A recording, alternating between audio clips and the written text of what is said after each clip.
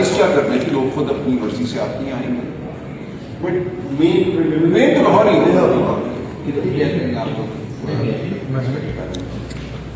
بسم اللہ الرحمن الرحیم. السلام علیکم. آپ دیکھ رہے ہیں پبلک کوریج ود عارف. ناظرین چینل پر پلیز سبسکرائب کرنا مت بھولیے گا. ناظرین یہ جو سامنے آپ ویڈیو دیکھ رہے ہیں نا، ایک یہ جو آپ دیکھ رہے ہیں، جو آپ کو شخص جھولتا دکھائی دے رہا ہوگا، فرعون نما، جس کی فرعونیت آپ دیکھ رہے ہوں گے، یہ ہے جی ڈی سی لاہور، یعنی کہ پبلک سرونٹ. پبلک سرونٹ کا مطلب ہوتا ہے قوم کے نوکر، قوم کے خادم، قوم کی تنخواہوں پہ چلنے والے، جو ہے وہ ان کی خدمت کرنے والے ملازم.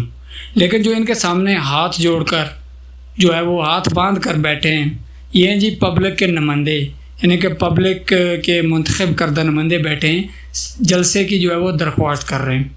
اندازہ کریں آپ، جس دن ہمارا یہ نظام بدل گیا نا، جس طرح جو ہمارے تنخواہ دار لوگ ہیں، جو ہم سے تنخواہیں لیتے ہیں، اگر وہ ہم کو عزت و احترام دینے لگ گئے نا، اس دن پاکستان کے حالات بدل جائیں گے. اب دنیا میں جہاں بھی جائیں آپ کو پبلک سرونٹ ہمیشہ ڈیسنٹ اور اچھے انداز میں نظرے گا، اور وہ ایسے لگے گا کہ یہ پبلک سرونٹ ہے، قوم کا خادم ہے.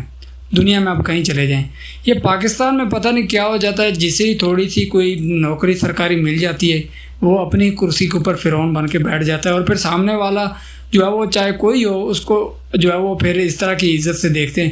آپ اندازہ کریں کہ سامنے جو ہے نا عوام کے منتخب نمائندے ہیں، یعنی جو عوام کی نمائندگی کر رہے ہیں.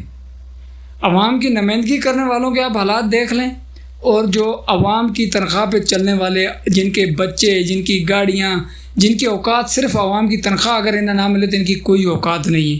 اگر عوام کی تنخواہ سے انہیں تنخواہیں نہ ملیں اور عوام کے ٹیکس سے انہیں تنخواہیں نہ ملیں تو ان کی کوئی ٹکے کی اوقات نہیں ہے. اور یہ جو ہے آج آپ کے سامنے دیکھ لیں، کرسی میں جھولا جھول رہا ہے اور بیٹھا ہے مزے سے، کوئی پوچھنے والا نہیں ہے جی انہیں، کوئی جو ہے وہ احتساب وغیرہ کرنے والا نہیں ہے. یہی اصل مسئلہ ہے پاکستان کا. سیدھی جو بات ہے نا، اصل مسئلہ یہی ہے پاکستان کا، کہ پبلک سرونٹ جو ہے جب وہ آتے ہیں نا، تو پبلک کے اوپر جب حکمران بن جاتے ہیں، وہ پبلک کے اوپر جو ہے حکومت کرنے لگ جاتے ہیں، ایسے جھولے جھولتے ہیں. یہ آپ اندازہ کریں کہ یہ جو سامنے بیٹھے ہیں یہ وکیل بھی ہیں. عام بندوں کے ساتھ یہ کیا کرتے ہوں گے، عام لوگوں کے ساتھ. یہ سامنے سلمان اکرم راجہ بیٹھا ہے، باقی جتنے بیٹھے ہیں یہ وکیل ہیں، یہ قانون دان ہیں، یعنی قانون جانتے ہیں یہ لوگ. جب ان کے سامنے آپ اس طرح کے رویے رکھ رہے ہیں تو عام پاکستانیوں کے ساتھ آپ کس طرح فرعونیت دکھاتے ہوں گے.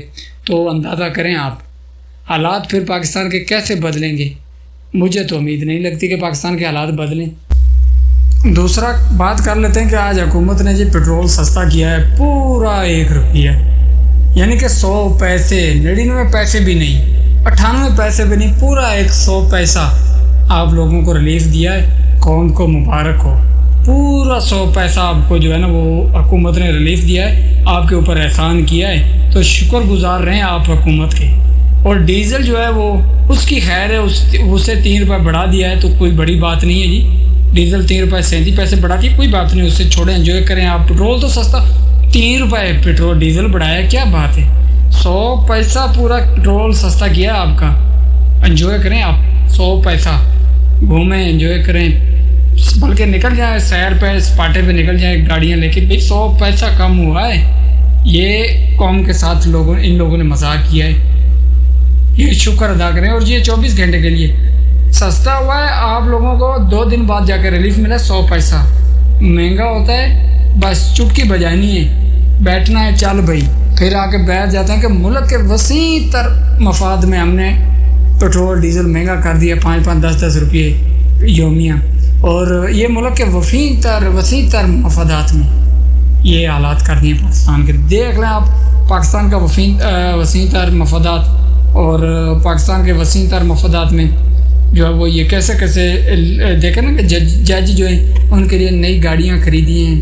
جو نئے جج آ رہے ہیں انہیں 2.5 لاکھ میں گاڑیاں دے رہی ہیں، طیارہ خریدے جا رہے ہیں، گندم سکینڈل. یہ ملک کے وسیع تر مفادات میں عوام کو ریلیف نہ دینا بھی ملک کے وسیع تر مفادات میں. اپنے خوابے، اپنے بجٹ، اپنے جو ہے وہ اب میں کیا کہوں، جتنا کچھ اپنے بارے میں یہ لوگ سوچتے ہیں، یہ ملک کے وسیع تر مفادات میں ہوتے ہیں. صرف قوم کا جو ہے نا وہ جب قوم کے لیے ریلیف دینا ہو، پھر وہاں جو ہے وہ ملک کے وسیع تر مفادات میں وہ کم کیا جاتا ہے۔ اب پیٹرول پر جو ہے نا 108 روپے 60 پیسے جو ہے وہ ڈیزل پر 96 روپے 86 پیسے ٹیکس مارجنز عائد کیے ہوئے ہیں۔ پیٹرول پر 80 روپے فی لیٹر ویلیم یعنی کہ پیٹرولیم جو ہے نا وہ لیوی اور 5 روپے کلائمیٹ لیوی عائد کیا ہوا ہے۔ دیکھیں لیوی کے کتنے آپ نے انہوں نے طریقے، 108 روپے جو ہے وہ ٹیکس ہے، ان میں جو ہے وہ 80 روپے جو ہے لیوی، 5 روپے جو ہے وہ کلائمیٹ لیوی اس کے اوپر عائد کیا ہوا ہے۔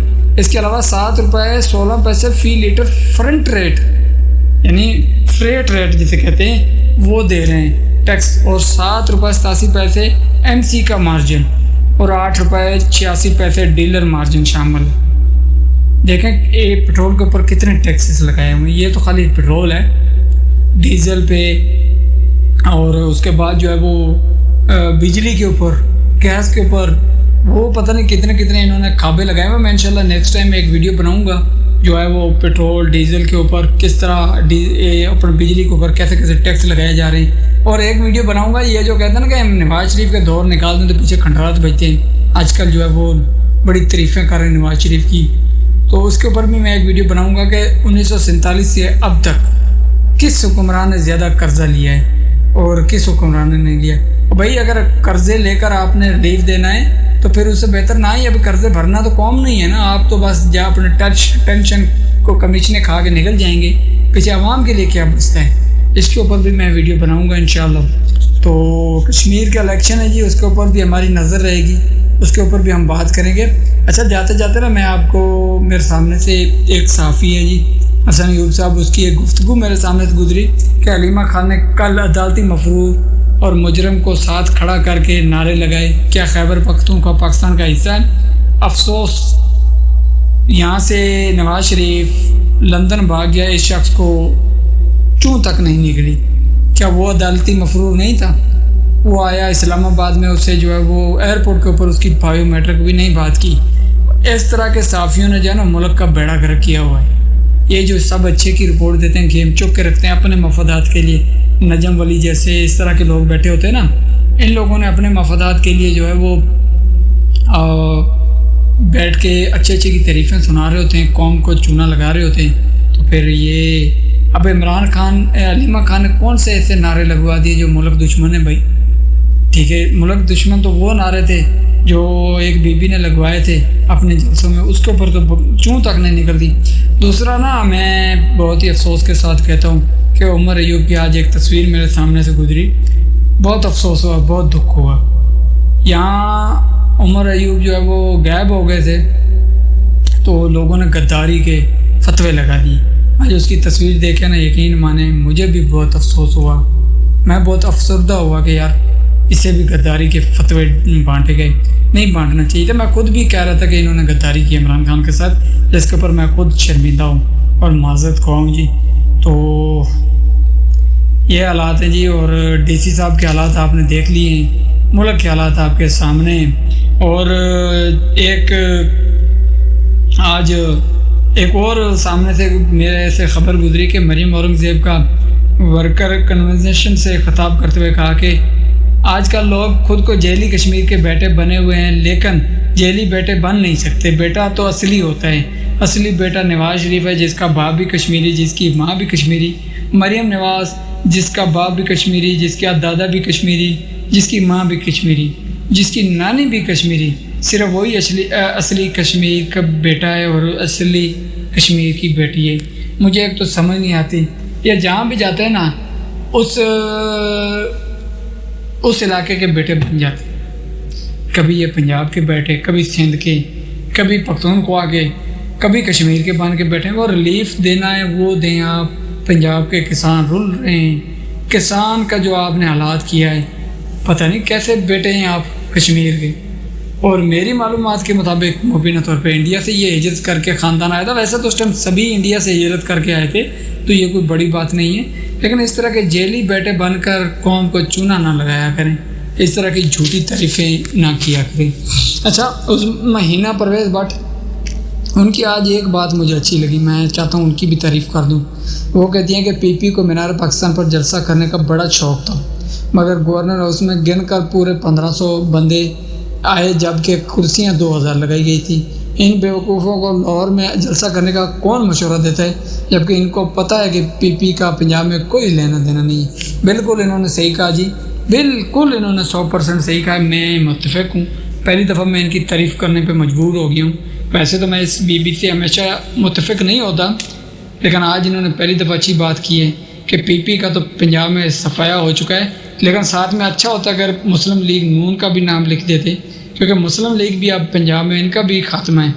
ٹھیک ہے، ہمارے ادھر نا رحمیار خان میں الیکشن ہوتا ہے تاجروں کے، جس میں جو ہے وہ غریب عوام کا کوئی عمل دخل نہیں ہوتا۔ وہ تاجروں کو الیکشن میں ایک بندہ کھڑا ہو گیا نون لیگ کا صدر، تو وہاں رولا پڑ گیا، وہاں ان کی درگت بن گئی۔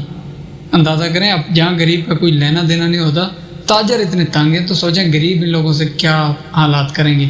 اب تک لیے اتنے، انشاءاللہ پھر ملیں گے کسی اگلی ویڈیو میں، تب تک دیجیے اجازت، اللہ حافظ۔